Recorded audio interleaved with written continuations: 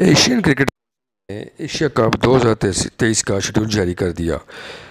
Schedule के मुताबिक Asia cup 31 अगस्त से 17 सितंबर तक पाकिस्तान और श्रीलंका में खेला जाएगा।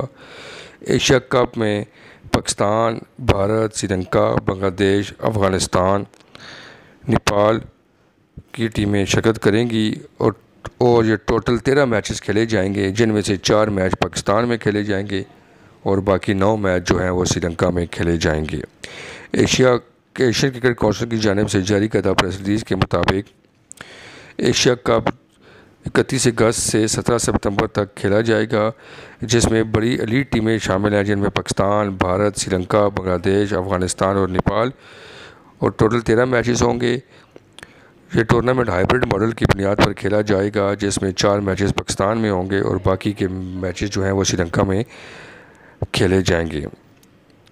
और इस टूर्नामेंट के अंदर 2 ग्रुप में तकसीम किया गया है और 2 टीमें ईच ग्रुप में हैं।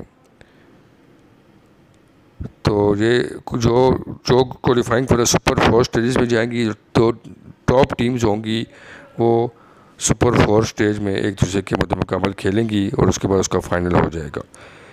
हाइब्रिड मॉडल का जो तजवीज़ थी वो पाकिस्तान क्रिकेट बोर्ड के सरबराह नजीम सेठी साहब ने पेश की थी, जिसको एशियन क्रिकेट काउंसिल ने मान लिया।